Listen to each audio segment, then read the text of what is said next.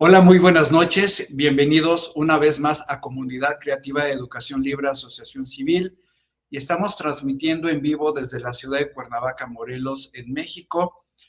Y a casi 2 meses de haber iniciado el ciclo escolar 2024-2025, tenemos el gusto y el privilegio de contar con la presencia de una amiga que conocimos personalmente precisamente hace un año en un evento de homeschoolers allá en Zapopan, Jalisco. Y quiero darle la bienvenida a nuestra amiga Dorcas. Dorcas, ¿cómo estás? Muy buenas noches. Hola, muy feliz de estar con ustedes ahora. Rox y Miguel, gracias por la invitación, gracias por tenerme de nuevo. Dorcas, pues estábamos haciendo un poquito el recuento de que antes de conocernos personalmente en ese evento de homeschoolers en Zapopan, nos comunicábamos por las redes sociales hasta ese encuentro tan importante y tan interesante pues para muchos que las familias que educan en el hogar. Y a partir de eso, Dorcas, quisiera, si nos puedes compartir un poquito acerca de la Conferencia Mundial sobre Educación en el Hogar realizada el 11 al 13 de julio en Manchester. A casi 3 meses de este evento, ¿qué fue lo que tú viste, que tú aprendiste y cuál es la perspectiva hacia el futuro sobre el homeschool en el mundo? Wow, esas son preguntas grandes. Quiero decir, empezar diciendo que valoro mucho su cariño y que me puedan dar este espacio. Y respecto a la conferencia global de GHEX que hubo en Manchester en julio de este año, bueno, todos aprendimos muchísimo realmente. Todos aprendimos sobre investigación, sobre advocacy, sobre liderazgo, sobre familia. Hubo una asistencia como de 300 personas, un poco más de 300 personas. Se presentaron varias investigaciones, algunos proyectos que están empezando, otros que están que ya fueron presentados. Y parte de lo que puedo decir es que las bases de lo que es la educación en el hogar no han cambiado mucho, ¿no? Necesitamos trabajar unidos, por ejemplo, es una de las confirmaciones que tenemos. Necesitamos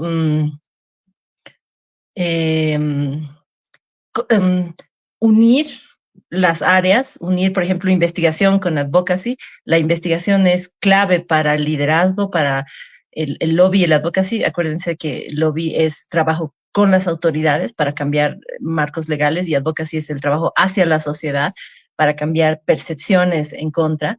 Se necesita la investigación para ambas. Tenemos cosas como, por ejemplo, historias personales muy interesantes. Había una charla sobre, se llamaba El estado de la situación en el mundo. Entonces, se dio informes sobre varios países, tanto en Latinoamérica como en el resto del mundo, en Europa. Y hay gente que está luchando en distintos niveles, ¿no? Es muy interesante cómo tenemos pequeñas victorias, aunque también tenemos algunas pushbacks, ¿no? Algunas resistencias en ciertas regiones más que todo. Los comités de investigación, los comités de charlas, digamos, por especializadas, como tanto cómo trabajar, por ejemplo, cómo ganar a las autoridades como aliados, etcétera, eran todos de muy alto nivel, ¿no? Y estaba realmente todo bastante interesante.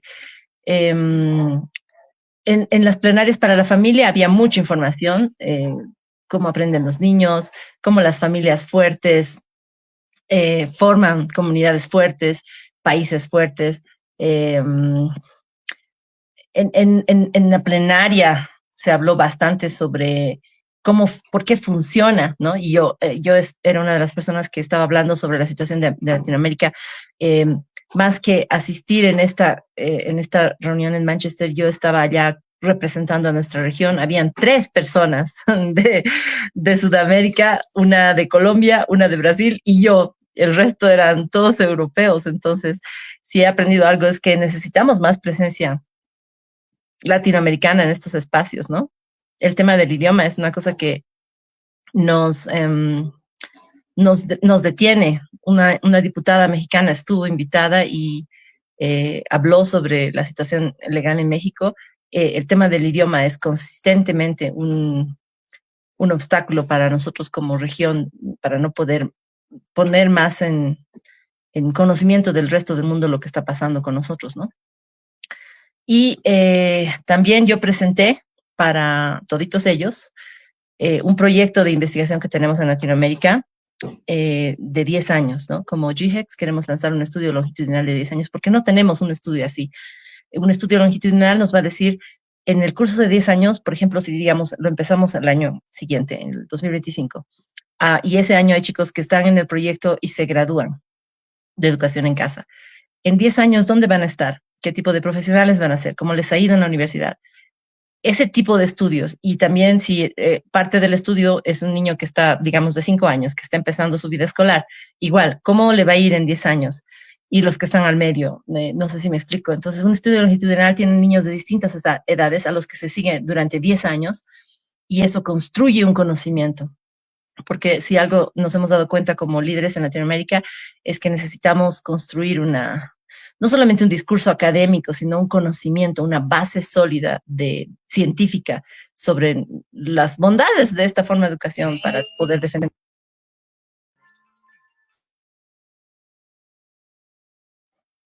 Perdón. Eso es más o menos el resumen que darles sobre el asunto. Ok, Dorcas, mencionabas esta parte. Sí. Ya. Mencionabas esta parte de la investigación, que es muy, muy, muy importante, y sabemos que hay muchos colectivos que están abocándose a investigar y a ver inicios y ver historias y ver nuevos proyectos de homeschool o de educación en casa. Yo tuve la oportunidad de entrevistar hace varios meses a Andrea Suárez de Colombia. Ella tiene una investigación y una tesis. En ese momento de la entrevista con Andrea Suárez, nos mencionaba que ella encontró 25 formas diferentes de mencionar el homeschool. A las pocas semanas me mencionó que ya habían casi 50 formas o 50 modalidades, 50 formas de dar a conocer el homeschool por la diferente bibliografía que ella investigó. Así como Andrea Suárez investigó sobre los nombres, que ha sido también una controversia, ¿qué nombre es el adecuado para el homeschool, educar en casa, educar en el hogar? ¿Qué área de investigación crees que es importante el poder investigar y profundizar en la vida de los jóvenes, de los adolescentes, de los niños? Mira, sobre educación en el hogar, ya es un tema que está en la mente de las personas. Entonces, por ejemplo, hay un estudio un reporte de 1997 en el cual un autor llamado Gustavo Esteva está hablando de la educación en el hogar y él ha hecho respecto a los nombres, esta búsqueda. Google reporta más de 150 millones de referencias cuando escribes Free School. Igual, millones de referencias con Learning Communities. Y él ni siquiera ha buscado Homeschool, ¿no? En Latinoamérica, una de las cosas que estamos discutiendo es Y de hecho es un tema que vamos a hacer, si todo sale bien, en nuestra mesa, en una de nuestras mesas redondas, en un encuentro regional de liderazgo al año. eh, Queremos hablar sobre los términos en castellano, ¿no? ¿Cómo los vamos a referir a nosotros mismos? Hasta ahora hay más o menos un consenso alrededor de educación en el hogar, educación en casa, ¿no? Pero evidentemente homeschool es un poco más rápido y a veces lo usamos por eso. Pero en este momento, hablando de investigación en esta área de la educación en casa, casi cualquier cosa que hagamos es buena. Varios países importantes, México, Colombia, Brasil, han empezado con algo que se llama una línea de base, que es un estudio cuantitativo sobre cuántos somos, dónde estamos, ¿no? Son datos estadísticos. Y esos son buenos, eso es como lo básico. Encima de eso, estamos proponiendo este estudio de 10 años longitudinal, que nos va a dar una información de muchísima calidad. Los cuestionarios que hemos diseñado van a recoger todo tipo de información respecto a varios aspectos como elección y capital cultural especialmente, ¿no? Que va a ayudar a demostrar que las comunidades de educación en casa producen y generan un alto capital cultural en la educación de sus hijos. Luego, también sobre cómo van a ir los chicos avanzando, que es un dato que todavía no tenemos. Pues ese es un estudio muy valioso. Y después están los estudios bonitos. Por ejemplo, justamente en Manchester estaban 2 investigadores que son de Israel, que ya han hecho antes investigaciones sobre la comunidad en su país, y como tienen una comunidad pequeña en su país, pueden darse el lujo de hacer cosas muy bonitas. Entonces, ellos están planificando hacer un estudio sobre el sueño, porque todos los psicólogos y médicos dicen que cuando los chicos duermen mejor, aprenden mejor, crecen mejor y hasta son más felices. Entonces, su hipótesis de ellos es que los chicos que estudian en casa duermen mejor que los chicos que van al colegio. Y ese es su próximo proyecto. Cuando yo escuché eso, dije, ay, nosotros queremos participar en ese estudio porque es tan bonito, ¿no? Entonces, una vez que ya has cubierto las bases de necesidades, que en este caso serían las líneas de base, los estudios longitudinales y las historias fundacionales, que también son importantes para que no se pierda ese conocimiento. Por ejemplo, un ejemplo para que entendamos la importancia de esto. ¿Cuántos años dirías tú que es libre la educación en el hogar en México? ¿20 años? ¿Posiblemente 30 años? Yo sé que en los últimos 20 años han habido posiblemente como 20,000 jóvenes que se han graduado, hasta 200,000, digamos, ya que han pasado por alguna etapa de educación en el hogar. ¿Dónde está la historia de ese movimiento? ¿Cómo vamos a hacer para que las siguientes generaciones no cometan los mismos errores que nosotros hemos cometido o puedan tomar ventaja de las lecciones que hemos aprendido? Entonces, esa es la importancia de las historias fundacionales, de los movimientos, cómo han empezado, es muy importante registrarlo. Y para todos los que somos cristianos, en la Biblia varias veces Dios les dice a la gente, escribe la visión, escribe la visión, escribí la visión, porque Dios nos conoce y sabe que nos olvidamos, ¿no? ¿Quién está escribiendo nuestra historia, Miguel? En este momento hay un montón de artículos que hablan sobre la educación en casa desde el otro lado de la calle. Ellos están escribiendo nuestra historia. Ellos están escribiendo para nuestro detrimento. Hay producción académica.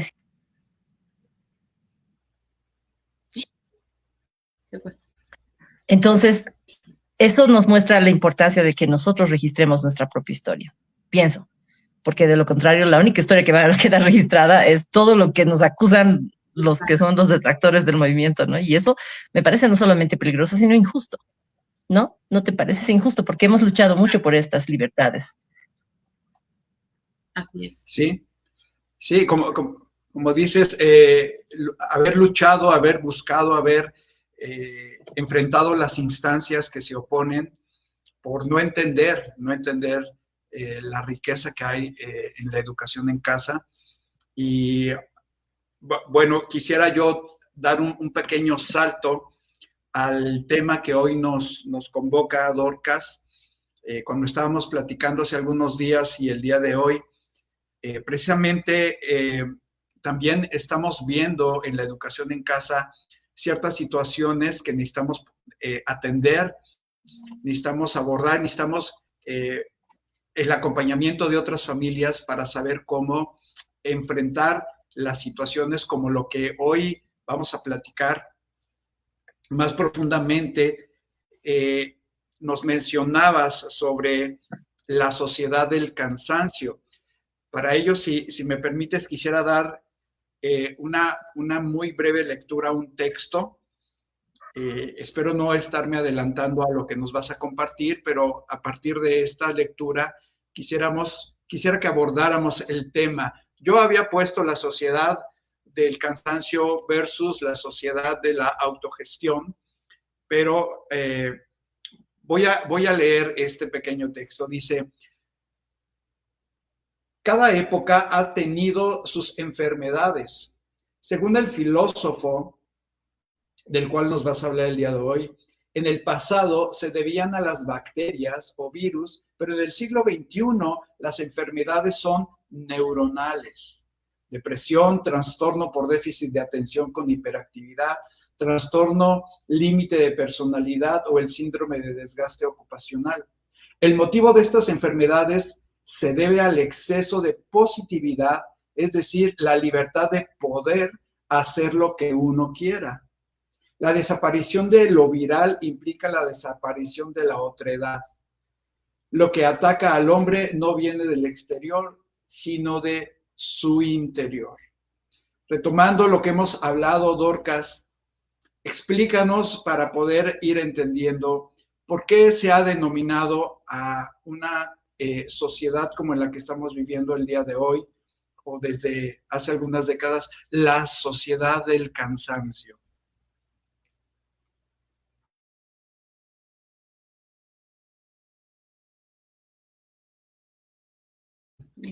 Si nos pones tu micro, Dorcas. Ahora sí. Solito se cayó. Justamente este es un filósofo surcoreano que radica en Alemania. Y algunas de las ideas que vamos a compartir hoy no son mías, sino vienen del libro que escribió él. Y aclarando eso, quiero empezar diciendo que es muy difícil analizar a nosotros mismos como sociedad, como humanidad, mientras estamos transitando la historia, ¿no? Es más sencillo analizar lo que hicimos después de lo que hicimos, ¿no? Estudiar la historia cuando ya es historia es mucho más fácil que estudiarla a medida que se va desenvolviendo. Entonces, por eso muy pocos autores se arriesgan a tratar de hacer eso. Es interesante, pero que los que más riesgos más altos toman son los asiáticos. Tal vez su cultura de contemplación les anima a hacer predicciones, por eso se lanza más que otros. Algunos europeos también lo han hecho, pero los más famosos han sido asiáticos. Por ejemplo, Francis Fukuyama escribió un libro que lo estudiamos en los años 80 que se llamaba El fin de la historia, ¿no? Entonces, el título es así bien amenazante, ¿no? No tenía razón, porque el conflicto, lo que él postulaba en su libro era que la historia ya no iba a ser una cuestión dialéctica entre dos potencias grandes, que la historia leída así es la que estaba terminando, no la historia en sí, ¿no? El conflicto del capitalismo y todos sus críticos está lejos de terminar, pero su título fue muy atrevido. Y cuando muy poca gente leyó todo el libro, entonces quedó desacreditado un poco, así como la historia sin fin, y no hubo mucha gente que se anime a hacer eso, ¿no? En los años 20 y 30, 1920 y 1930, algunos europeos de la Escuela Crítica de Frankfurt también se animaron a analizar los tiempos que vivían. Y la ventaja que ellos tenían era que ellos venían de Europa durante la Segunda Guerra Mundial, escapando de Europa a Estados Unidos, al occidente, y para ellos era como viajar al futuro, ¿no? Porque la realidad era muy distinta, aunque no era la que esperaban. Entonces eso les dio la posibilidad de analizar porque ellos eran distintos de los otros. Entonces eso de que dice el texto de la otredad, ser el otro, el que ve las cosas desde el otro punto de vista es clave para esto, ¿ya? Entonces nos pondremos nuestros lentes ahora de otros para analizar lo que están viendo los chicos. Entonces, de esa escuela crítica de Frankfurt nació el terrible desencanto que terminó en lo que ahora conocemos como la posmodernidad, de esa escuela de pensamiento, ¿no? Entonces, con esa advertencia, me animo a preguntar si tal vez algunas de las personas que están en el live han escuchado de Foucault o de Gramsci, que son dos escritores modernos, ambos europeos, y que han escrito mucho sobre el control y el poder. Y bien, la mayoría de la gente que estudia ciencias sociales, psicología, sociología, antropología, historia, incluso comunicación en mi carrera, educación, sabe quiénes son ellos. Y muchos homeschoolers, muchas familias que educan a sus hijos en el hogar, también los conocen. No sé si ustedes conocen o usan conceptos de Foucault. No sé si conocen ese videíto que anda correteando por internet sobre cómo las escuelas se parecen a las cárceles. ¿Lo han visto? Sí, sí, sí, es famoso. Incluso gente que no es homeschooler lo repostea y lo comenta. Bueno, Foucault fue primero que lo analizó así filosóficamente, ¿no? En realidad él estaba hablando del poder, cómo el poder se ejerce como control sobre otros, y él opinó que la escuela era una forma de ejercer poder sobre otras personas. Y Gramsci, por su parte, que era italiano, que empezó a escribir en el tiempo de el Duce del fascismo italiano, que coincide con Hitler y ese tiempo de la Segunda Guerra Mundial, también estudió el poder, pero desde la perspectiva de la dominación. Y él decía que se dominaba a la gente por medio de su cultura, por eso en comunicación estudiamos a Gramsci, ¿no? Y Gramsci también incluía a la escuela en ese mecanismo de dominación, pero Gramsci también incluía en ese mecanismo de dominación a los medios de comunicación, porque él decía que la dominación es una cosa cultural también, ¿no? Que nos dominan culturalmente. Lo interesante de ambos es que ambos querían que el capitalismo cayera, pero ni siquiera en sus peores condiciones como la depresión ocurrió eso. No ocurrió la revolución que ellos estaban esperando, sino ocurrió más bien lo contrario. La economía medio se estabilizó y ganó, entre comillas, el consumismo. Entonces, el postulado de estos pensadores, del cual queremos charlar hoy, es que había una sociedad disciplinaria o sociedad del control, así es como ellos la pensaban. Y ellos decían que el objetivo de todos estos mecanismos, incluidos la escuela, eran quitarnos la libertad, controlarnos, obligarnos a obedecer y hacer lo que ellos quieren, ¿no? Ellos siendo cualquier otro, lo que otros quieren, no nosotros. Y este autor surcoreano llama eso sociedad disciplinaria. Y él dice que la época en la que estamos viviendo ahora ya no corresponde a esa realidad que Foucault y Gramsci hablaron. Él dice, ya no estamos viviendo en la época disciplinaria. Y pone un paralelo bien interesante. Foucault hablaba de cárceles, escuelas y hospitales. Por eso las compara, ¿no? Compara las cárceles con las escuelas y los hospitales. Dicen, son la misma arquitectura. Sirven para el control. Pero este filósofo coreano, Han, dice, ya ahora los centros de acción no son las cárceles, las escuelas y los hospitales, sino los gimnasios, los bancos y los centros comerciales, ¿no? Y lo interesante de la idea de este filósofo surcoreano es que igual nos controlan, o mejor, nadie nos controla, sino nosotros nos controlamos a nosotros mismos. Ahora, hay un gran pero de por medio, ¿no? Han dice que ya no nos controlan por medios negativos. De ahí viene esto que leíste, que vivían antes ellos en una época donde había que cuidarse de los virus, ¿no? Es un agente externo el que era el peligroso. Él dice, ahora ya no hay agentes externos peligrosos. Ya hemos sido disciplinados, ya estamos controlados. Entonces ya no nos controlan por medios negativos, ya no nos dicen no hagas esto, no hagas aquello, sino por medios positivos. Esta es la era del sí, del yo puedo. Entonces los sujetos de obediencia, así los llamaba Gramsci, sujetos de obediencia, se convierten en sujetos de rendimiento. Y esa es la palabra clave con la que él explica toda la sociedad del cansancio. Yo quisiera leerles un poco lo que él dice. Dice, la sociedad disciplinaria es una sociedad de la negatividad. La define la negatividad de la prohibición. El verbo principal que la caracteriza es no poder. Nicht dürfen, no harás, ¿no? Incluso el deber es inherente a una negatividad, que es la obligación. La sociedad del rendimiento, en cambio, se desprende progresivamente de la negatividad y justo junto con una creciente desregularización de la negatividad, que es lo que se ha luchado desde los años 60, 70, y medio se ha conquistado, se gana este concepto de libertad. Y la sociedad de rendimiento se caracteriza por el verbo positivo, el verbo principal que usan, que es poder, können, lo escribe en alemán, sin límites. Y su plural afirmativo colectivo es yes, we can. Y expresa precisamente este carácter. Los proyectos, las iniciativas, la motivación reemplazan a la prohibición, al mandato y a la ley. La sociedad disciplinaria todavía la rigen no, pero su negatividad genera locos y criminales. Foucault y Gramsci decían que aquellos que no se sometían a los no's de la sociedad disciplinaria eran locos o criminales. Y Han dice que la sociedad de rendimiento lo que produce es depresivos y fracasados. Cuando yo leí esto, dije, oh, wow, conozco tantos chicos que no han empezado a vivir, que están deprimidos porque se consideran fracasados, y yo jamás lo había entendido, porque en el paradigma en que nosotros vivimos, el fracaso estaba dado por otros parámetros. Entonces, un fracasado era otro tipo de persona. Y casi no había depresión, no nos permitían mucho deprimirnos, no sé cómo les fue a ustedes con sus papás, ¿no? Pero esto me ha ayudado a entender el paradigma en el que viven los chicos ahora.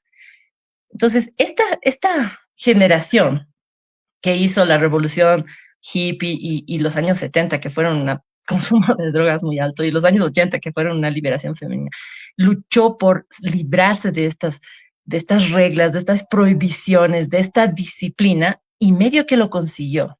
Es como si hubiéramos dicho, nadie nos va a decir lo que tenemos que hacer.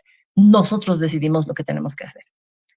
Y lo conseguimos. Pero ahora tienes que hacerlo funcionar porque tú lo estás diciendo, ¿no? ¿Entienden la deuda que nos hemos comprado? Es como si, no sé, como si tú dijeras, no voy a comprar comida hecha, ¿no? Comida chatarra. Es mala, es dañina, no sé qué, no sé cuál. La única comida sana es la comida hecha en casa. Entonces, sin pensarlo mucho, dices, desde ahora yo voy a hacer mi propia comida, pero tienes que hacer que esa comida funcione, ¿no?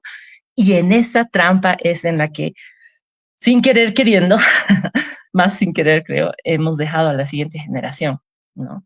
En una sociedad del rendimiento en el que corremos como hámsters en esa ruedita hasta que caemos muertos en la producción.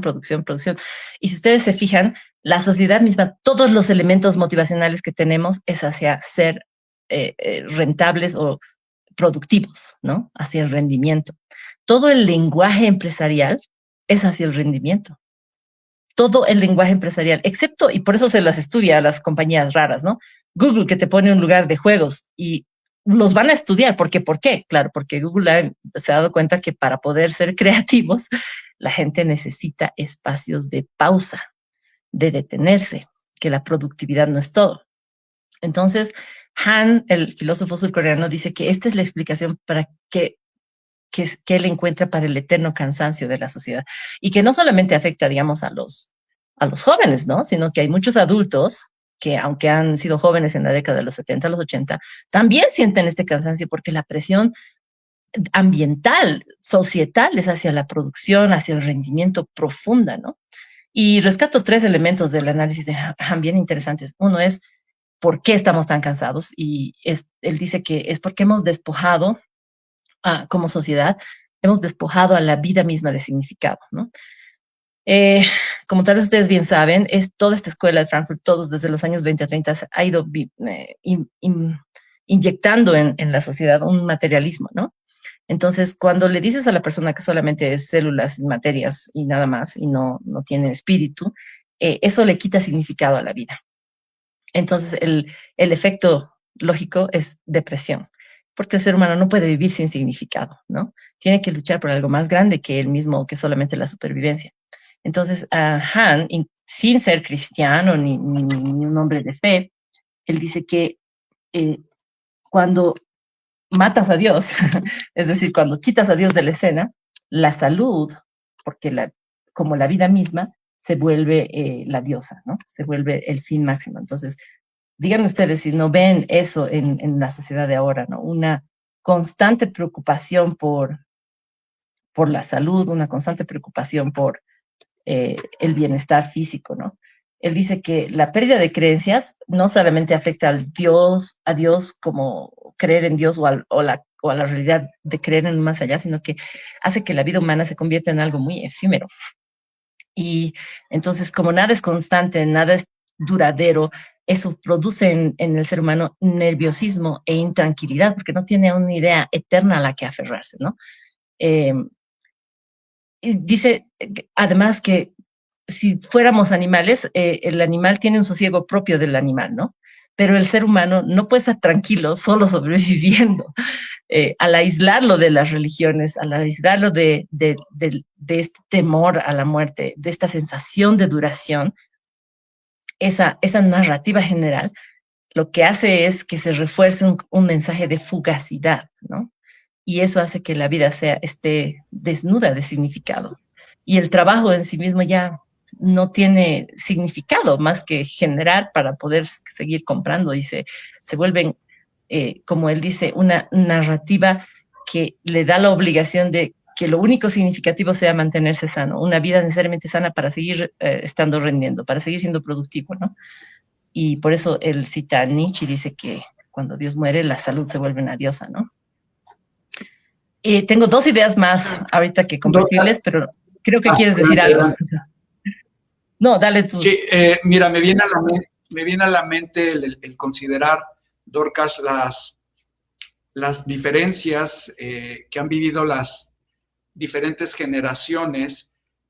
Sabemos que se han clasificado, ¿no? Desde baby boomers, generación X, millennials, generación Z, centennials. A modo de observación en estas generaciones y los cambios de paradigmas, te preguntaría, ¿cuáles serían los estándares? ¿Quién está estableciendo los estándares el día de hoy que están provocando precisamente estas enfermedades internas? Podríamos decir que son las redes sociales. Esa es la respuesta inmediata, ¿no? La sociedad en conjunto, porque no solamente son los medios y las redes sociales. O sea, si los chicos solo estuvieran ahí, fácil, los incomunicamos y ya. Es esta sociedad. Entonces, ponte a pensar, cuando sales a la calle, la cantidad de gimnasios que ves en la calle y la cantidad de centros de entretenimiento que ves en la calle. Lo que le está diciendo el ambiente al joven de hoy en día, al adolescente y también al adulto es que necesita estar en constante movimiento. En cambio, la realidad, incluso física, arquitectónica en la que vivían nuestros padres y algunos de nuestros abuelos, era sumamente distinta. Estaban empezando a construirse barrios, se llamaban barrios en desarrollo, ¿no? Tenían hartísima naturaleza, hartísimo verde. Todavía habían ardillas que llegaban a sus patios y no sé qué, ¿no? Todavía había mucha conexión con la naturaleza. Todavía había una estructura familiar. Ahora, ¿cuál es la razón número 1 que la gente levanta para justificar que las mujeres salgamos al mercado laboral fuera de la casa? Que el dinero no alcanza y que por lo tanto ambos tienen que trabajar. ¿Para qué no alcanza? Para las exigencias de la sociedad de rendimiento que se cristalizan en consumo. Entonces, el postulado de Han es, ¿quién te impulsa? ¿Quién te inscribe en el gimnasio donde vas hasta matarte? ¿Quién te pone así, ahora señora salud será tu diosa y por lo tanto harás dietas eternamente? ¿O quién te obliga a tomar pastillas para, no sé, mantener esto o aquello en control? ¿O quién te obliga a pagar, no voy a decir el nombre porque no estoy haciendo propaganda para nadie, ¿quién te obliga a pagar una plataforma donde puedes ver películas? ¿Quién te obliga? Nadie nos obliga. Nosotros libremente lo elegimos, pero al elegirlo libremente nos obligamos a nosotros mismos a sostener ese tipo de vida. Por eso él dice, lo que necesitamos hacer es parar, detenernos a considerar antes de que realmente ni siquiera podamos pensar, ¿no? Porque lo que él dice es que la agitación, por eso ahí también explica el TDAH, ¿no? La hiperactividad, porque él dice, la cultura que antes se tenía está siendo reemplazada progresivamente por una forma de atención muy distinta que es la hiperatención, ¿no? Esta atención dispersa, que varios de ustedes la conocen, está caracterizada por un acelerado cambio de enfoque en distintas tareas, distintas fuentes de información y distintos procesos. Entonces, las personas están, por ejemplo, leyendo un libro en su computadora, al mismo tiempo tienen abiertas 2 o 3 ventanas, sus redes sociales que pueden ser Facebook o Instagram, algo de música que ponen ahí, especialmente esta generación, y además están atendiendo su celular porque les llegan mensajes, ¿no? Distintos todo el tiempo, y algunos incluso tienen la tele encendida, distintos cambios de foco todo el tiempo. Entonces, hemos desarrollado una capacidad de hiperatención y nos alegramos de eso como si fuera un logro, ¿no? El multitasking es aplaudido, pero Han dice, el multitasking es un retroceso. Cuando él pone el ejemplo de un animal, dice, cuando un animal está en la selva, ¿acaso puede sentarse a comer tranquilo? No, tiene que estar atendiendo a todo. a que nadie venga a su depredador a comerlo, a que no venga un cazador. Tiene que estar haciendo multitasking, no tiene libertad para disfrutar y concentrarse en una cosa. Y nosotros no podemos disfrutar una sola cosa. Hay gente que ya no puede. Necesita 2 o 3 cosas al mismo tiempo para poder concentrarse. De tal manera nos ha afectado esta forma de vida que ni siquiera nuestros cerebros funcionan ya si no es con distintos estímulos al mismo tiempo. Y Han dice, la pura agitación no genera nada nuevo. Solamente reproduce y acelera lo ya existente. Por eso dice que es importante reflexionar ahora, porque estamos en un loop, ¿no? En un ciclo que acelera, que su tendencia es a la aceleración. Por eso es que tú ves en las redes sociales que Facebook tenía, incluso ahorita estamos en un vivo en Facebook, ya estamos pasando la media hora, pero eso no te lo puedes permitir ni en YouTube ni en Instagram, menos en TikTok. Tú tienes el tiempo de Instagram, que creo que eran 3 minutos de reel o no sé qué, tienes el vivo que nadie ve, pero tienes el reel que dura, digamos, 3 minutos, 1 minuto, y tienes el TikTok que dura, ¿qué? 30, 20 segundos. Porque el tiempo de atención, de capacidad de la gente, de dedicarle tiempo a lo que tengas tú para decir, se ha ido reduciendo y se ha ido reduciendo y se ha ido reduciendo. Y Han, este es otro punto que me impresiona de su razonamiento, porque es claro y evidente. Él dice que los logros culturales de la humanidad, entre los que están la filosofía, el arte y la misma religión, están dentro de un círculo que son deudores de una atención profunda y contemplativa. La cultura requiere un entorno en el que sea posible atender profundamente una cosa. A mí me gusta mucho escribir y lo he dicho varias veces y varias veces me he preguntado, ¿por qué no estás escribiendo? Y mi respuesta ha sido, es que no tengo tiempo. Pero después de un tiempo he cambiado mi respuesta a decir, es que no tengo un espacio de tiempo suficientemente largo para hacer solo eso. Porque cuando estoy escribiendo, al igual que cuando mi hija está pintando, o mi hija menor está jugando, o mi hija está escribiendo, o cualquier artista está haciendo una obra artística, o cualquier filósofo está reflexionando, requiere que la atención sea solo a eso y que sea profunda y contemplativa. Y él da un ejemplo de Cézanne, ¿no? Del pintor Cézanne, que es uno de la escuela impresionista. Entonces, los artistas saben esto. Cualquiera que sea artista que puede estar viendo este video va a decir, sí, es verdad. Y ahora ellos han tenido que aprender a dejar su obra a medias, pasar a otra tarea, porque tienes que salir a recoger esto, a hacer aquello, todas las exigencias que tiene la vida moderna, y después retomar tu obra. Y han tenido que entrenarse a ello. Recuerdo un actor muy famoso en mi país, o sea, muy bueno, no muy famoso, que era actor de teatro. Y lo invitaron a hacer una película de cine y él estaba dando un taller al que yo asistía en la universidad y él dijo, no quiero nunca más actuar en cine, es terrible, decía él, porque a cada segundo te cortan, uno está generando un momentum, está generando una experiencia y te dicen, corte, y ahora muévate un poco más aquí, ha habido un ruido, pasó una mosca, no sé, y lo cortan. Y él decía, la experiencia en el teatro es totalmente distinta. En el teatro empieza la obra y el actor o los actores pueden construir un momento, una historia emocional de principio hasta fin y llevarte hasta un punto climático. Lo mismo se hace en cine, pero ya en edición. Pero ya no vamos tanto al teatro, ¿no? Y la gente tampoco consume ya tanto cine. Consumen muchas series que son más cortas. Y consumen muchísimos reels, ¿no? Porque nuestra capacidad de tolerar el aburrimiento de una obra de hora y media ha reducido como humanidad, ¿no? Porque estamos metidos en esta rueda de rendimiento, en esta sociedad de rendimiento. Muy bien. Una cosa más que me llama la atención. Dale.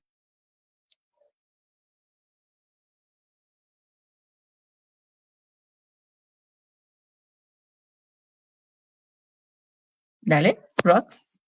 Restricciones. Y yo les hablaba justo de, a lo mejor de lo que tú estás hablando de la disciplina.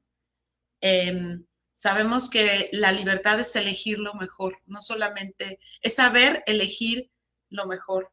Y hilando un poco todo esto que tú estás diciendo, yo he estado leyendo un poco de neurociencia, de cómo aprendemos, y le estamos dando la torre a nuestra corteza prefrontal con toda esta carrera en la que estamos involucrados, viviendo al día a día sin tener tiempo para nada. Pero mi pregunta, Dorcas, va por, ok, sabemos que tenemos un Dios de generaciones, ¿no? Que Él es poseedor del tiempo, y cómo nosotros como cristianos podemos ir contra cultura y establecer realmente una cultura cristiana, que es algo que mi esposo y yo hemos estado comentando y trabajando y profundizando en esto, ¿no? Que muchos de los problemas o de las situaciones que viven nuestros hijos es porque nos hemos envuelto en todo este rol que es actual y hemos dejado a un lado lo más importante, ¿ok? Porque aún para tener comunión con Dios necesitamos hacer un alto en tu día, en tu tiempo, para leer la escritura, para meditar en ella, para todas esas cosas que para nosotros que somos padres cristianos debemos de ser ejemplo. Entonces, ¿cómo llevamos todo esto y lo aterrizamos en, yo lo diría, en una cultura cristocéntrica, que es nuestra responsabilidad y que hemos fallado en pasar de generación a generación? Es excelente, excelente la pregunta. Antes de ir ahí, solamente quiero mencionar una cosita más que me llama la atención y quiero dejarles esto como una pequeña espina para otra vez que charlemos de nuevo, porque este es otro tema que también me apasiona. Han dice, habla de la estupidez de la mecánica. Dice que la máquina es estúpida porque no es capaz de detenerse. Escuchemos esto. Las máquinas que ahora adoramos son estúpidas porque no son capaces de detenerse, a pesar de su enorme capacidad de cálculo. El ordenador o la inteligencia artificial es estúpida porque le falta la capacidad de vacilación o la capacidad de contemplación, ¿no? Y justamente como tú bien dices, allá vamos, dándole la torre a esa capacidad que tenemos como seres humanos, pero ¿cómo podemos ayudar a nuestras generaciones, a nuestros hijos a hacer esto, no? Yo he anotado 3 ideas bien grandes y en una de ellas tengo que mencionar a Charlotte Mason y tengo que mencionar a mi amiga Noemi, quiero que le encanta este método, ¿no? Pero la primera cosa que creo que necesitamos enseñar a nuestros hijos y necesitamos aprenderla a nosotros mismos es aprender a decir no más a menudo. Decir, no voy a hacer esto, no voy a abrir este correo, no voy a poner mi celular con Wi-Fi. Finalmente, la gente que te conoce, tu esposo, tu mamá, tus hijos, saben el número directo. Puedes estar toda una mañana sin Wi-Fi. Puedes estar sin Wi-Fi. Entonces, si hay una emergencia, te pueden ubicar por llamada directa, ¿no? Por llamada de línea, digamos.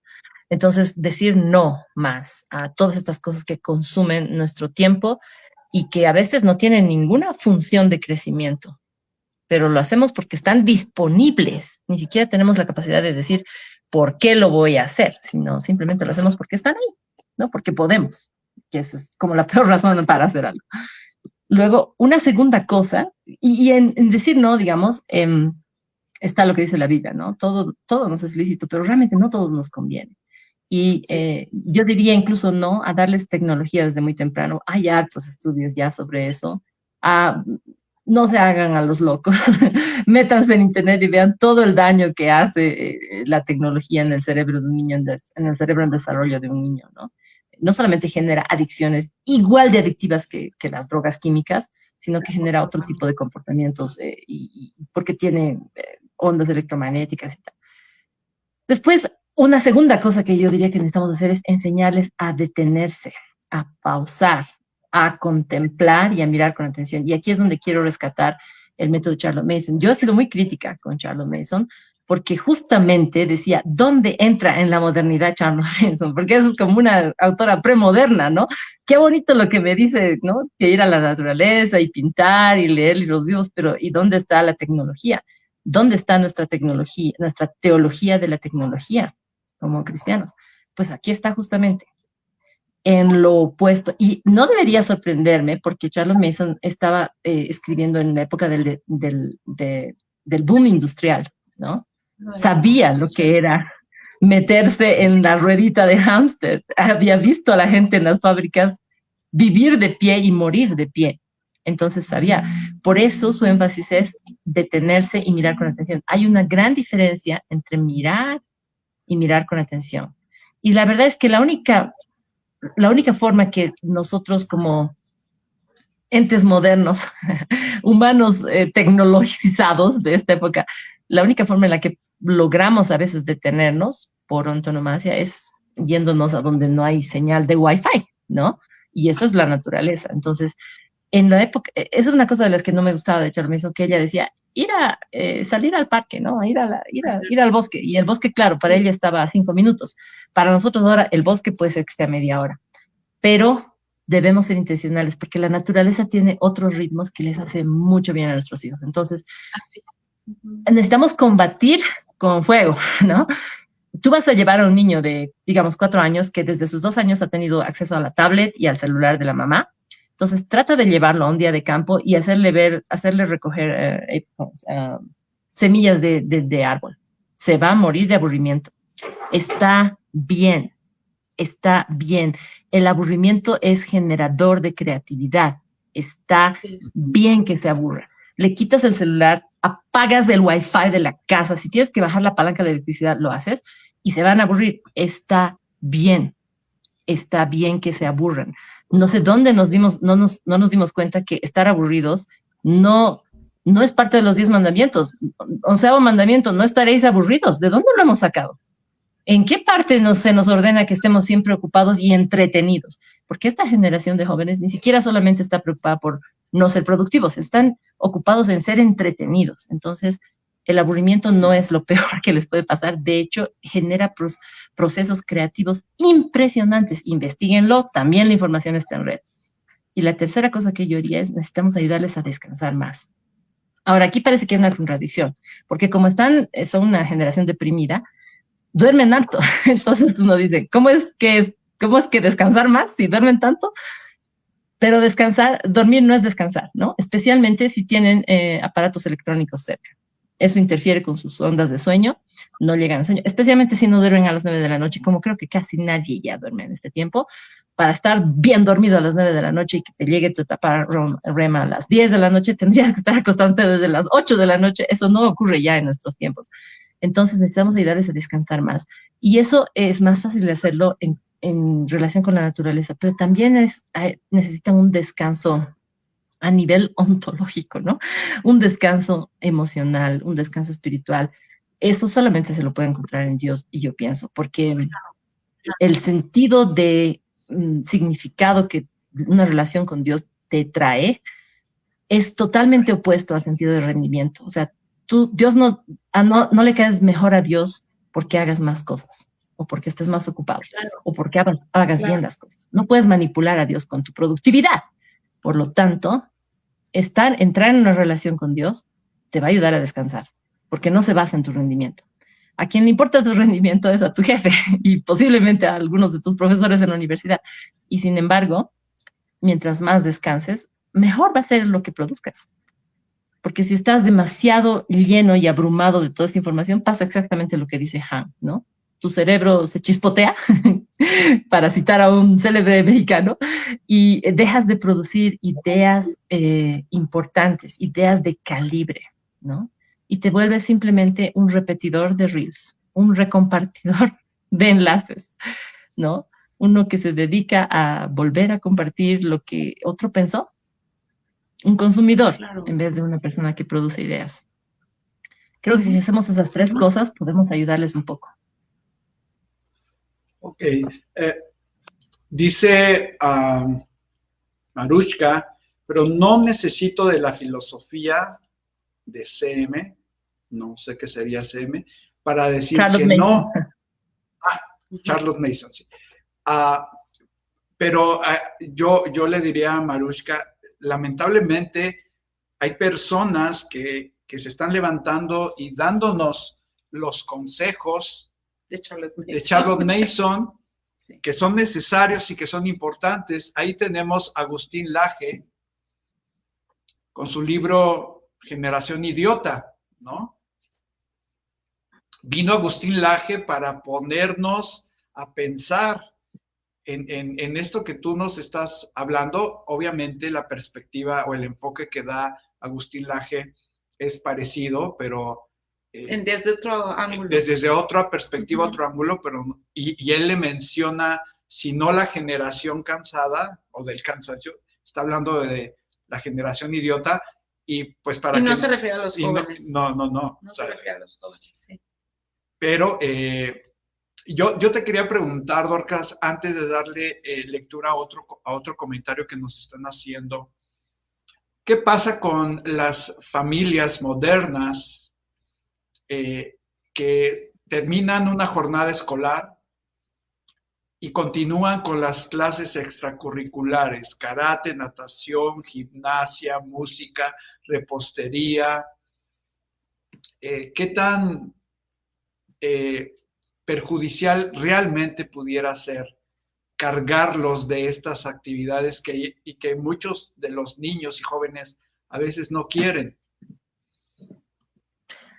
Yo también lo he hecho, ¿no? Mi hija consiguió un trabajo en un campamento de verano este año y yo le dije, y me empezó a decirle, ¿no? Va a ser la primera vez que tienes vacaciones, porque incluso en sus vacaciones yo las ponía a clases de esto o aquello. No creo que haya mejor expresión de esta sociedad del rendimiento que eso, ¿no? Padres dedicados a llevar a sus hijos a clases de todo, extra de todo, aquí y allá, porque lo que estamos tratando de hacer, porque los amamos, es darles un mejor inicio, ¿no? Es jumpstart ahead, ¿no? Ayudarles a que cuando finalmente entren al mercado laboral sean más productivos y tengan más herramientas. Pero creo que lo único que estamos haciendo, porque si no, si funcionara así, sería lindo, ¿no? Uno podría invertir todo su dinero con seguridad. Pero lo que estamos viendo es lo contrario. Lo que estamos viendo en esta sociedad, en estos jóvenes, es un agotamiento extremo, un cansancio antes de empezar la vida adulta. Ya están cansados, ya están desanimados, ya están deprimidos, ya están frustrados y ya se sienten fracasados. Porque el nivel de actividad que les estamos imponiendo es sumamente alto porque vivimos en una sociedad de rendimiento. Entonces, no nos damos cuenta nosotros como padres porque los que tenemos esta edad, que estamos en esa sociedad sándwich, yo no me considero millennial, aun por la edad que tengo, o boomer, porque esas son las categorizaciones que se dan a la sociedad de Estados Unidos. Pero en Latinoamérica, las tecnologías nos llegan casi una década después. Entonces, por ejemplo, yo tengo formación millennial en cuanto a acceso a tecnología, pero he sido criada por baby boomers y hasta generación X, incluso uno de ellos, la generación silenciosa. Y he tenido, nosotros somos esa generación que además ha dado el salto a lo digital, ¿no? Hemos pasado de la máquina de escribir a los emails, etcétera. Entonces, hemos visto todos esos cambios y hemos medio sabido adaptarnos. Entonces, esta generación que en este momento son los padres, no se da cuenta, porque nosotros, incluidos los que eran jóvenes en los años 70, hemos sido los que hemos ganado esa libertad de poder decidir nuestro propio destino.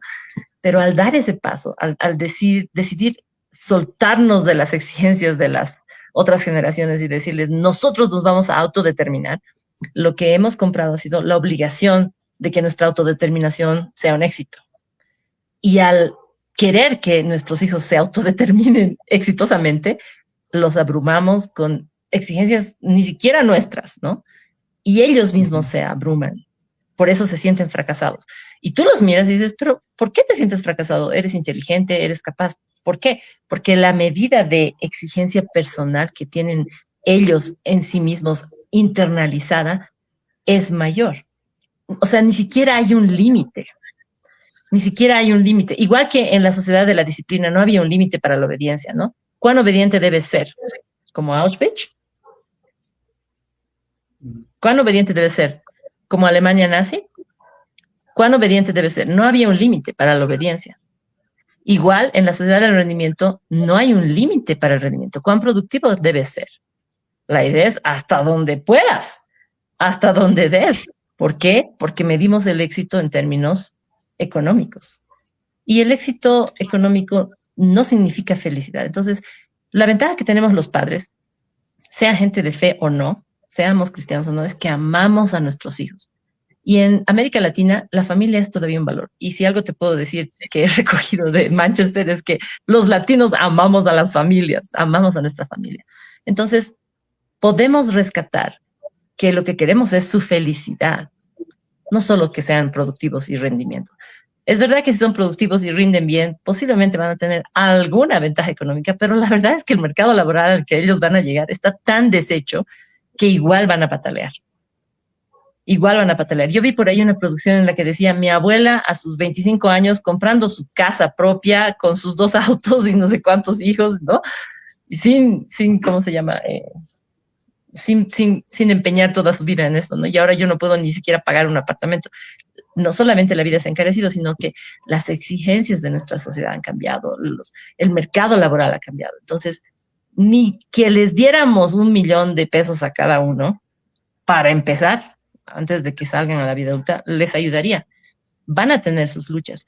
Y lo interesante es que para ser felices y no entrar en depresión, y la verdad es que para no fracasar como adultos en esta sociedad, la verdad es que no necesitan ser mejores productores, no necesitan ser mejores rendidores, necesitan ser personas más sabias, necesitan ser personas más creativas. Los creativos son oro en esta sociedad. Y necesitan ser personas muy centradas, sanas emocionalmente.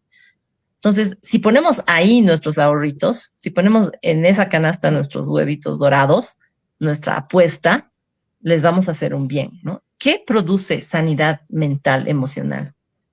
Ciertamente no las altas exigencias, ¿no? Esto que dice Ham en su libro de la contemplación, la identidad, la seguridad, ¿por qué son tan requeridas estas características, no solo en los trabajos, sino en las universidades?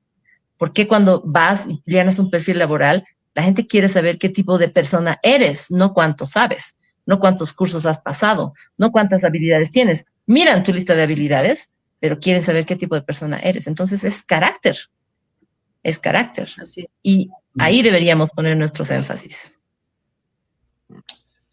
Déjame compartirte otra opinión de Sasha Karina. Dice, bella su charla, gracias. No soy cristiana. Han hace un llamado a la reflexión para que se valore la pausa, la creatividad sin propósito y la vida contemplativa. Puedes o no anexarlo con la religión que han hablado de, pero Han habla de espiritualidad. Funciona si lo haces orando, meditando, haciendo yoga, simplemente contemplando la naturaleza. ¿Cómo ayudas a tus generaciones dándoles ese espacio sin esa presión que la sociedad ejerce o espera de ti y de tus hijos? Y entre paréntesis dice, espera según quien. Además, gracias Dorcas. No sé si es pregunta lo del final. ¿Cómo ayudas a tu generación dándole ese espacio sin presión que la sociedad ejerce o espera? Espera de ti o de tus hijos. Si fuera pregunta, Dorcas, ¿qué nos podrías compartir? Creo que podemos usar nuestros logros para ayudarnos aquí, que nos vengan a rescatar, ¿no? Habíamos dicho, queremos ser autodeterminados, ¿no? Nosotros queremos elegir nuestro destino, queremos ser libres. No creo que haya mejor medición de libertad que la de poder elegir cuándo decir no. Para mí es una lección también. Yo difícilmente digo no, porque ahora la tecnología facilita muchas cosas, simplifica muchas cosas. No tengo que estar 2 horas viajando a ningún lugar de trabajo, entonces puedo trabajar esas 2 horas en alguna cosa. Decir no es un lujo en este tiempo. Apagar el celular. El WhatsApp ha invadido nuestras vidas laboralmente impresionantemente. Los jefes te están mandando correos y WhatsApp a las 3 de la mañana, a las 2 de la noche, a las 10 de la mañana, a las 6 de la mañana. Aprender a decir no, a poner límites, es una habilidad que nos falta a nosotros como adultos. Y si nos ven a nosotros como adultos hacerlo, va a ser un buen avance. Pero yo diría que a la presión que pregunta Sasha, podemos responder con autodeterminación, ¿no? decir, qué bueno lo que tú esperas de mis hijos. Lo que yo espero de mí es esto y lo que mis hijos esperan de ellos es lo que ellos van a determinar. Es un camino que podemos dar la autodeterminación, especialmente si no tenemos, digamos, la herramienta de la fe, ¿no? Los que son cristianos podemos esgrimir otro tipo de argumentos, ¿no? Me gusta un versículo, no sé si han visto ese meme donde dice, y dejando las redes le siguieron. ¿Han visto ese meme? Y las redes que dejan eran redes de Facebook, redes de Instagram. Tenemos argumentos, ¿no? Pero el tema de la autodeterminación es una cosa. Ahora, es interesante porque Sasha menciona yoga, ¿no? Y yo había dicho gimnasios. Han dice, hay gimnasios y todo. Incluso la buena salud, incluso el contacto con la naturaleza se ha vuelto una exigencia de la sociedad de rendimiento, ¿no? Entonces tenemos que estar flacos, bronceados, en estado zen con nuestra naturaleza, y nuestros muebles tienen que ser basados en el, ¿cómo se dice? Hay un término, no solo ergonómico, sino más hay un término está bien asiático, no es Yonhichu, no me acuerdo cuál es el Feng Shui, ¿no? Tenemos que tener Feng Shui, ¿no? Todos nuestros muebles tienen que estar bien Feng Shuiados, y además tenemos que tener la capacidad de bajar. Pero lo que yo estoy proponiendo es, no tenemos que hacerlo como una cosa más en nuestra lista de cosas por hacer. Creo que es la cosa por hacer, o lo demás no lo vamos a poder hacer si no pisamos el freno, si no ponemos pausa. Lo que estamos haciendo es solamente acelerar la rueda de hámster. Entonces, lo bueno de la autodeterminación es que uno puede cambiar de idea, ¿no? Y puede decir, ok, cambia de idea, ahora quiero esta otra cosa, ¿no? En el caso de los educadores en casa, eso es muy interesante. Yo tengo un ejemplo de una de mis hijas que demostraba mucho interés mucha capacidad para las matemáticas. Siempre pensamos que iba a ser de la área financiera y de repente a sus 14 años empezó a dibujar. Muy bien. ¿Y qué hicimos nosotros? Porque somos homeschoolers, pisamos el freno, porque ya estábamos, digamos, yendo para el lado del fitness. Pero pisamos el freno, dijimos, ok, quiere hacer arte, hay que detenernos. Evidentemente le quitaba mucho tiempo productivo pintar, y fue un tema fuerte ajustarnos a esos tiempos, porque no puedes hacer igual de rápido una pintura que haces, no sé, una cuestión de matemáticas, si tienes talento para las matemáticas. Entonces tuvimos que hacer ajustes en nuestra expectativa y en cuánta libertad le diéramos, y tuvimos que hacer un ajuste mucho más allá, porque el arte no es un producto de rendimiento, por ejemplo. Entonces, una de las discusiones que tuvimos con nuestra hija, esta que ahora tiene 19 años, a nivel ya profesional fue, queremos apoyarte en que tengas acceso a hacer arte.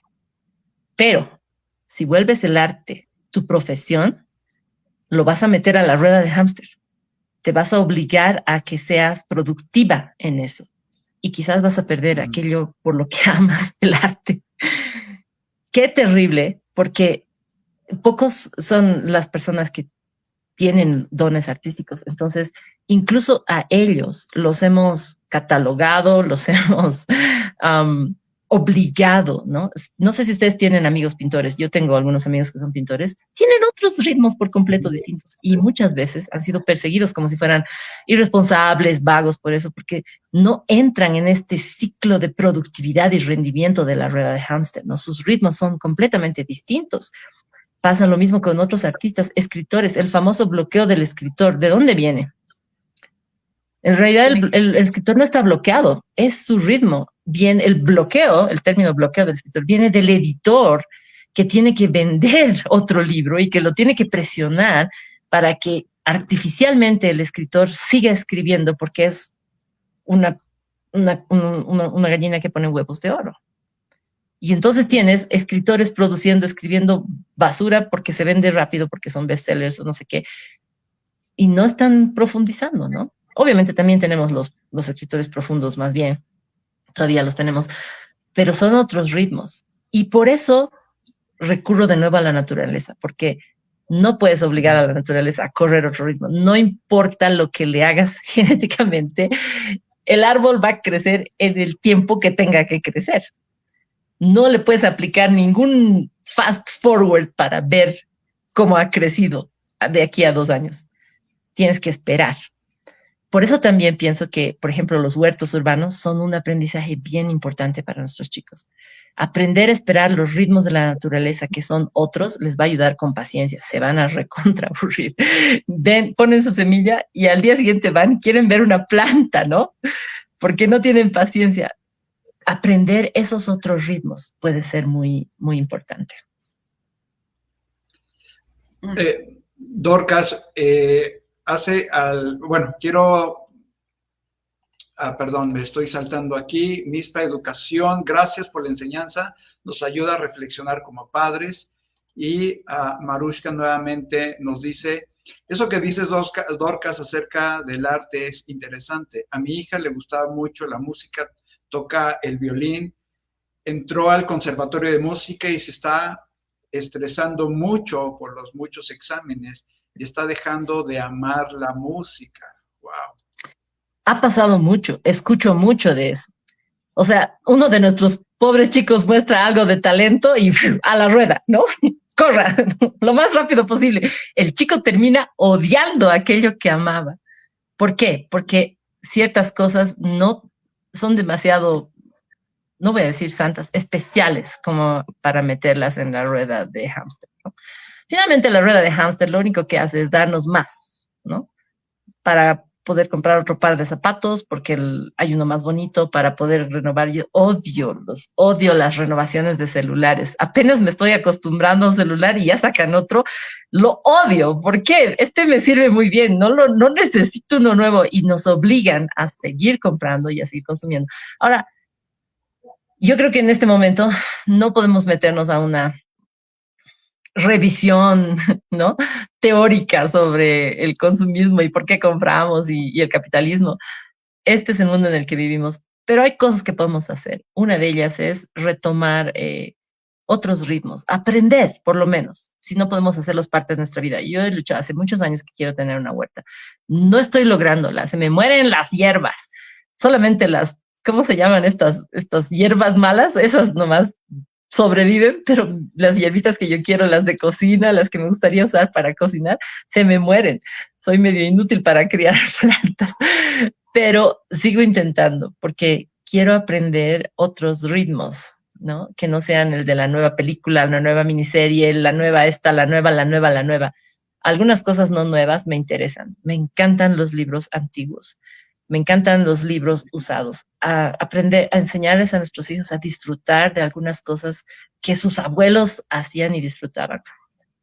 Con esto termino, porque creo que ya estamos cerca del tiempo. Estuve hace menos de un mes en una granja y las personas que nos iban a recibir son unos amigos muy queridos, unos hermanos, y me escriben y me dicen, más o menos, ¿cuáles son los hobbies de tus hijas? Porque no queremos que se aburran en la granja. Y yo les decía, ¿estás mal? ¿Cómo se van a aburrir en la granja? Les va a encantar. Pero ellos conocen gente joven, ¿no? Saben que los ritmos de la granja son aburridos para la mayoría de los jóvenes. Lo lindo fue que cuando fuimos, cosechamos manzanas, hicimos un pie de manzanas, vimos la huerta con tomates y nos enteramos de todo el daño que hacen los conejos y las marmotas a la huerta. Montaron tractores y cuadratracks, hicieron tiro al blanco, se columpiaron en el jardín, rodamos por la colina, ¿no? Yo jamás había tenido un espacio donde decirles, vamos a rodar por esta colina, porque donde íbamos ahora está lleno de perros y es sucio. Entonces, toda su vida, hasta que mi hija tenía 19 años, jamás hizo algo que yo había hecho en mi niñez, que era rodar por una colina que estaba limpia. Así que encontramos una y fue tan divertido, nos levantamos mareadas. No nos aburrimos ni un solo día del tiempo que estábamos en la granja, porque fuimos con una mente muy abierta, ¿no? Y no pedimos, tampoco ellas pidieron ver una película en la noche ni nada. Estábamos muy interesadas en charlar, en escuchar, en conocer la historia de estas personas, David y Bernetta Johnson. Entonces, es posible. Ahora, esto es una vacación, digamos, ¿no? Es un viaje, es algo corto. Es posible incorporar estas actividades de ritmo lento. ¿Saben que hay un movimiento de comida lenta ahora? Que surge como con resistencia a la comida rápida, se llama comida lenta, ¿no? ¿Es posible incorporar estos ritmos más lentos a nuestra vida diaria? Creo que sí. Va a requerir un poco de esfuerzo y va a generar un poco de aburrimiento y va a generar resistencia de los más chicos, pero a la larga creo que lo pueden agradecer. Y nosotros también lo vamos a agradecer. Okay.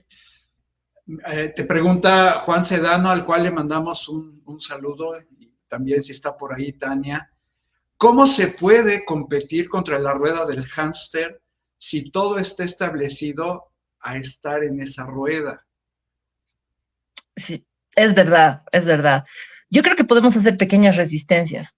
Una de las resistencias que nosotros hemos hecho como familia, por ejemplo, es no compramos productos de las grandes compañías. Entonces, si tiene una B, ¿no? Una B rosada, no lo compro. No compro poleras o, ¿cómo se llaman estos?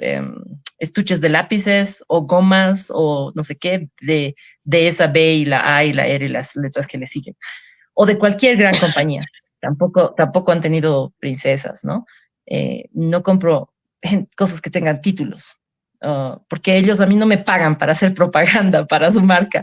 Es una forma de resistencia, ¿no? Entonces, lejos de, con el tiempo, mis hijas, desear tener lo nuevo de tal y cual, se han acostumbrado a no tenerlo y se han dado cuenta que son felices sin tener lo último de, lo nuevo de, ¿no?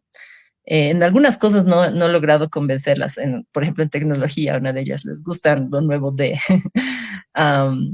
y la menor de mis hijas, que ha sido criada un poco más cerca de la televisión, tiene más tentación hacia el consumo, ¿no? Pero he visto que estas pequeñas resistencias, introducir estos ritmos lentos, insistir en leer libros, aunque permitas algunos audiolibros, insistir en leer libros, porque leer un libro obliga a un ritmo lento, te obliga a pasar tus ojos por las letras. Y si de repente te encuentras que estás pasando tus ojos por las letras sin entender, tienes que volver atrás y volver a hacerlo, ¿no? Siempre puedes encontrar un resumen en alguna parte, pero el libro es un ritmo lento que es un descanso para el cerebro de los chicos en medio de esta sobredosis de información que tienen con las redes sociales. La música clásica nos ha ayudado también. Es otro ritmo por completo distinto, porque una obertura puede llegar a ser muy larga y muy aburrida para un pequeño, ¿no? Ayudarles a tener estos espacios largos de atención nos ha servido, porque la rueda tiene siempre que cambiar, porque de lo contrario no te convence de gastar. Entonces, en el cambio está el secreto de la rueda, ¿no? Mira esto nuevo que hay ahora. Entonces, que puedan disfrutar de cosas antiguas, no solo nuevas, es una buena forma de hacer la rueda un poco más lenta, ¿no? La razón por la que corremos a la velocidad que nos imponen es para poder tener lo que nos ofrecen, lo que nos dicen que nos va a hacer felices si lo tenemos. Yo recuerdo un día que estábamos de viaje, mis hijas tenían, creo, 4 y 5 años. Yo estaba muy angustiada porque no pasaba el auto que nos iba a llevar. Estábamos yendo a una piscina de aguas termales y no pasaba el auto. Y yo decía, pucha, ya han pasado 2 horas y no pasa este camión, ¿y qué vamos a hacer? Y de repente volteé a ver a mi hijita, tenía 4 años entonces, ahora tiene casi 18 años, 17 años, y estaba jugando con un palito en la tierra. Estaba usando una ramita para jugar con tierra. Y ahí yo me desaceleré, porque entendí que ella se estaba divirtiendo. No se iba a empezar a divertir cuando llegáramos a la piscina. Es muy fácil pensar que se van a divertir si los llevo al parque de agua. A veces no, a veces no. Chapotear en un charco puede ser igual de divertido. Entonces, yo creo que una de las cosas es ayudarles a aprender a ellos que la diversión no depende de la rueda. No depende de lo último, lo nuevo, lo que nadie más tiene o no sé qué, o todos esos significados asociados a la compra, ¿no? Sino disfrutar de otras cosas y otros ritmos. Rox quería compartir algo. Bueno, finalmente yo creo que una de las primeras cosas que yo aprendí cuando empecé a hacer homeschool es que es otra manera de vivir la vida. Y bueno, yo sí tuve la oportunidad de aplicar Charlotte Mason con mis hijas por la situación en la que también vivíamos. Nosotros vivíamos cerca del bosque, teníamos jardín, pero fue, como tú dijiste, algo intencional, ¿no? O sea, siguiendo lo que ella pide de salir y hacer dibujos y todo eso. Pero también creo que hay que ser muy sabios, porque por un lado yo veo cómo mis hijas en su infancia disfrutaron de todo eso. Tuvimos la oportunidad de hacer un montón de salir al bosque, de salir con gente, de tener experiencias grupales y de vivir de una manera diferente. Comíamos diferente, organizábamos nuestra comida, leíamos. Me tocó una época previa a este acelere de la tecnología, aunque ya la tenía, no era lo más importante. Y pienso en otra cosa que me dijo una de mis hijas, porque ella también es maestra, y es muy grueso lo que ella me dijo. Me dice, tenemos a chicos adictos por largos tiempos en abstinencia. ¿Por qué? Porque las redes sociales y todo eso provocan dopamina, y esto son picos de dopamina que traen pues traen ese efecto de adicción. Entonces, no solamente se trata de apagar el Wi-Fi, porque lo que provocas luego en estos tiempos es abstinencia, sino realmente de hacer conciencia de que necesitamos enseñarle a nuestros hijos a disfrutar, a leer un buen libro. O sea, no, en las escuelas se nos está pidiendo soltar la tecnología y regresar a la lectura en papel, a escribir en hoja, y no porque la tecnología sea algo malo, sino porque cerebralmente está comprobado que sirve más leer un libro que leer escuchar un audiolibro, que es mejor escribir a mano que escribir en la computadora. Entonces, nosotros como educadores, sobre todo como educadores en el hogar, tenemos ahora sí que el sartén por el mango, y podemos hacer este tipo de cosas de una manera más intencional. Y a esto me refiero a que realmente no es, o sea, yo tengo una hija que está estudiando violín y pasó por exactamente lo que acaban de decir, ¿no? Ya no le gustó porque hay presión, porque hay ensayo, porque hay disciplina. Pero también que no se nos olvide que eso también forma el carácter, ¿no? No todo en la rueda de hámster, como lo dicen, es placentero, y finalmente tenemos que hacer cosas pues para vivir, ¿no? Porque todo el mundo comemos, ¿no?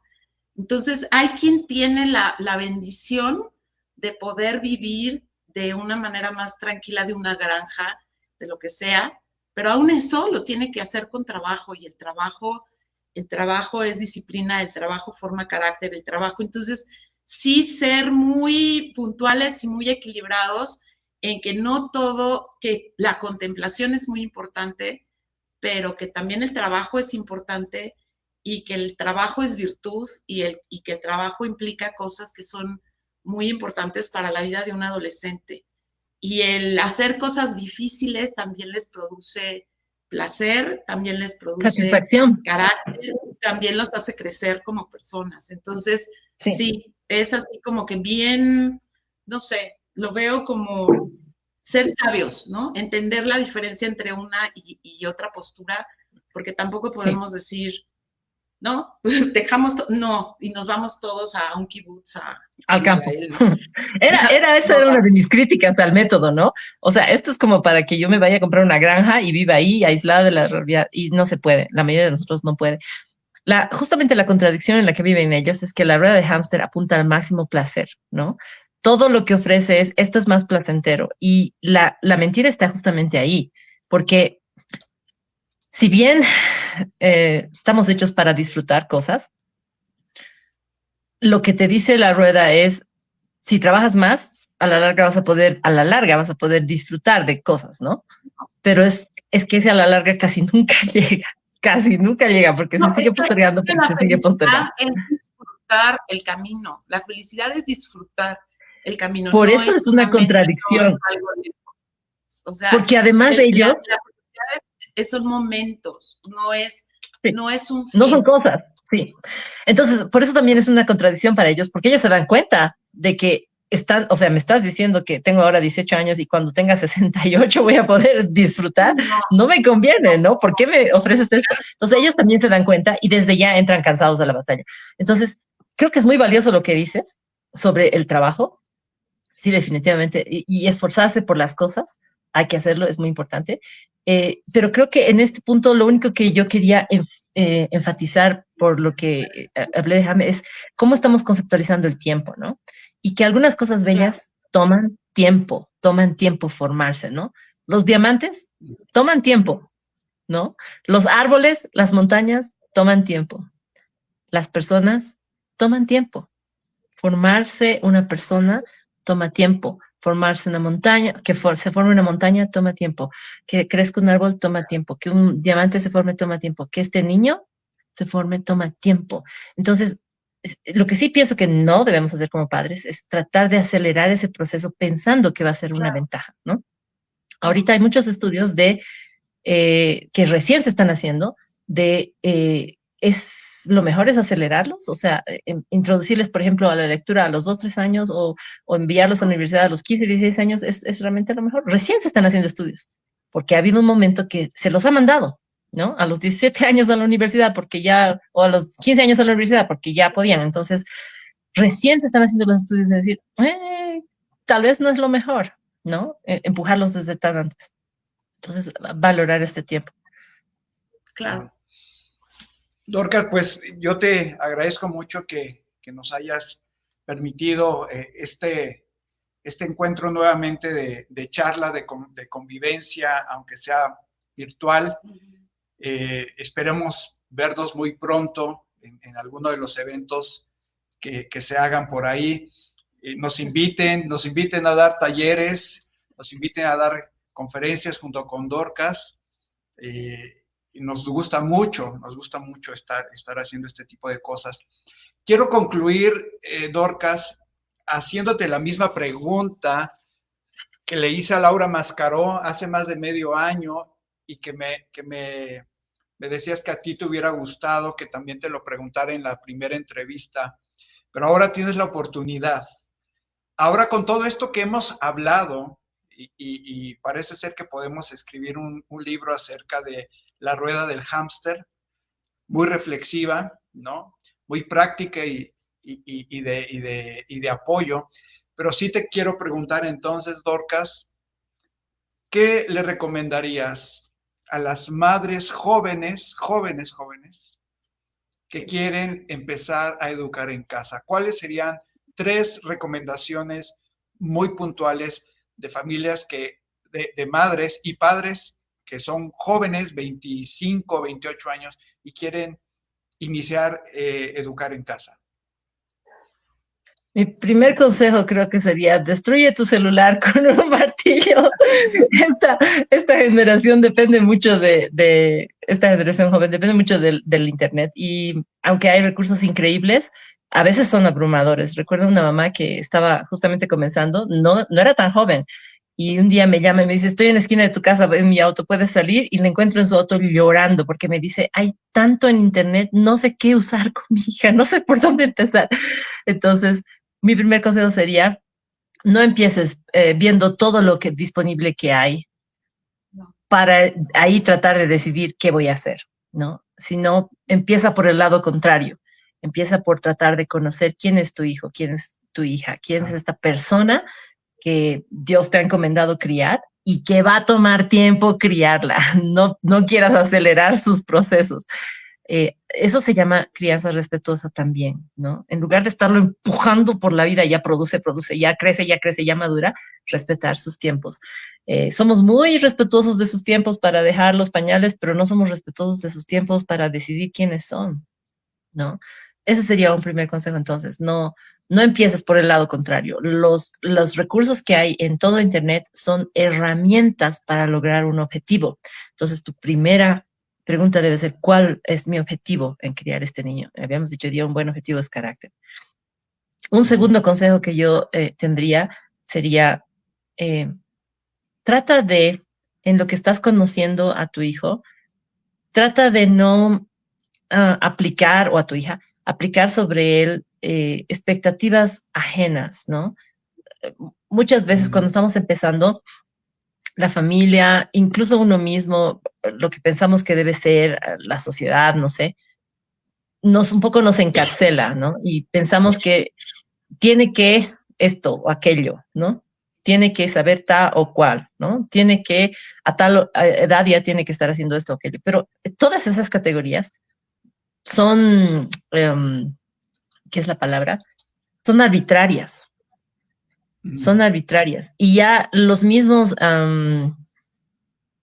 técnicos de educación, de ministerios de educación, de los que escriben los contenidos curriculares, lo han admitido, no solamente durante COVID, sino está ahí, es público, que son arbitrarios, por eso cambian con el tiempo.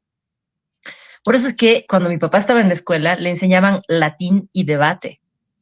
Pero ahora en ninguna escuela se enseña latín y debate, porque esos criterios son arbitrarios. Entonces, no te sujetes a unos criterios arbitrarios dictados por un señor de bigote en un edificio que no conoce quién es tu hijo. Tú eres la persona que es experta en tu hijo. Tú estás ahí desde que ha nacido. Tú sabes qué significa cuando hace así y sabes que es dolor de estómago y no guiño. Sabes que pestañea 2 veces cuando miente. La experta en ese niño eres tú. Entonces, confía un poco más en tu criterio, en tu propia medicina. Y mi tercer consejo sería, no trates de hacerlo sola. Hay un montón de comunidades ahora en todo el mundo. Es muy bueno unirse a una comunidad porque aprendes de otros y puedes capitalizar de sus errores, ¿no? Puedes decir, y te van a venir a decir, ucha, yo hice esto al principio y me equivoqué, o esto me funcionó, ¿no? No necesariamente lo que a otros les funciona va a funcionar contigo, pero va a ser muy bueno estar acompañado. Especialmente si estás empezando, va a ser bueno. Entonces, no trates de hacerlo sola. Concéntrate en conocer a tu hijo, lo que sea mejor para tu hijo. No estés tratando de agradar a Mr. Burocracia ministerial y no empieces por el final, ¿no? Primero, ten un objetivo y entonces vas a encontrar la herramienta adecuada para esos objetivos. Por ejemplo, un ejemplo de objetivos, ¿no? Cuando mi hija, la segunda, tenía 3 años, yo vi que era muy impaciente. Entonces me preocupaba que fuera tan impaciente, así que le compré una cámara.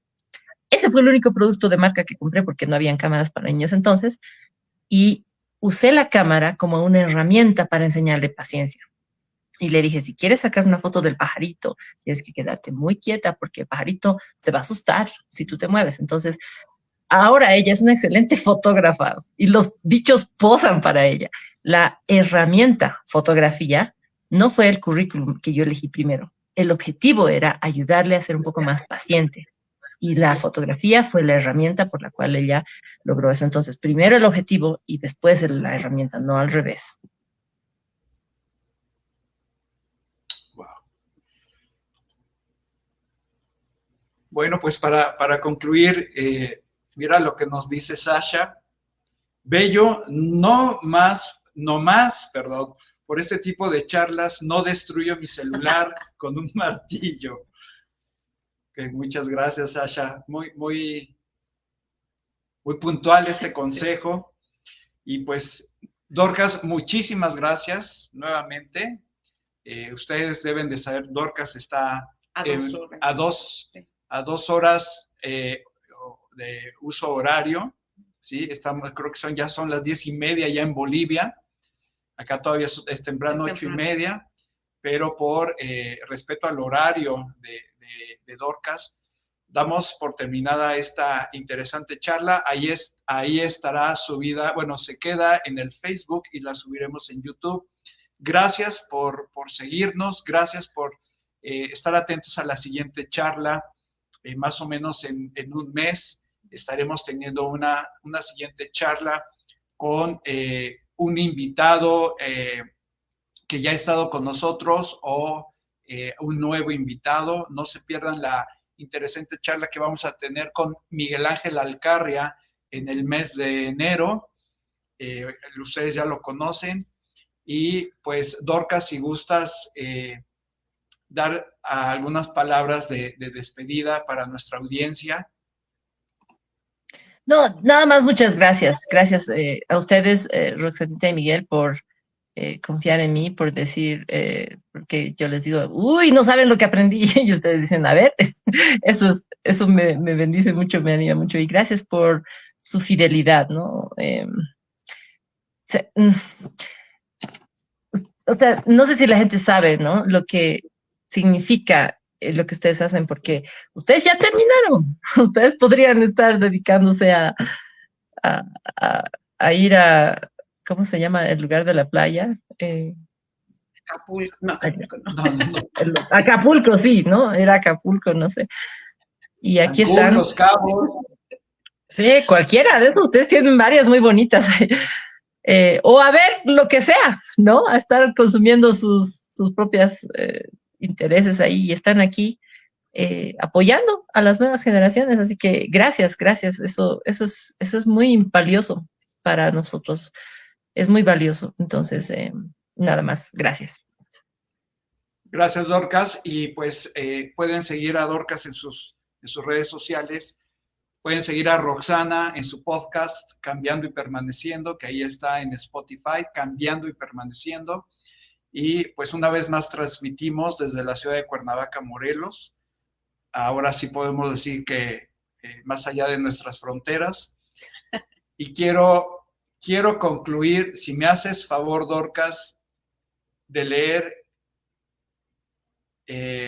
déjame quitar esto. Bueno, gracias a todos los que nos escribieron, a Jacita, a Manuel, a Marushka. Sí, nos haces favor de leer lo que dice aquí, Dorcas. ¿Sí lo viste? Okay.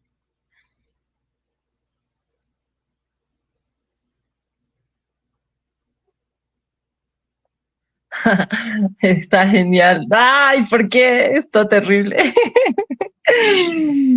Salmo 26:10 dice, estad quietos y conoced que yo soy Dios. ¿Sabes qué, Miguel? Cuando leí este versículo tenía, creo, 14 años o no sé, un poco más de 10. Boté la Biblia al otro lado de la pared porque una de las cosas que menos me gustaba era estar quieta, porque yo soy una hija de la sociedad de rendimiento y este versículo me ha bendecido y me ha desafiado muchísimo desde hace muchos años. Gracias por recordármelo una vez más. No sabes lo que has movido dentro de mí con eso, gracias. Es que no podemos contemplar a Dios así a la carrera, ¿no? Así de, ahí te veo, qué bien te ves, ya pronto nos vemos. Necesitamos parar. Y la verdad es que vale la pena también, porque cuando nos detenemos a contemplarlo, encontramos identidad y propósito, ¿no? Quienes somos está en él. Sí, amén. Bueno, pues muchísimas gracias, amigos, por seguirnos, acompañarnos. Que Dios los bendiga. Estemos quietos y conozcamos a Dios.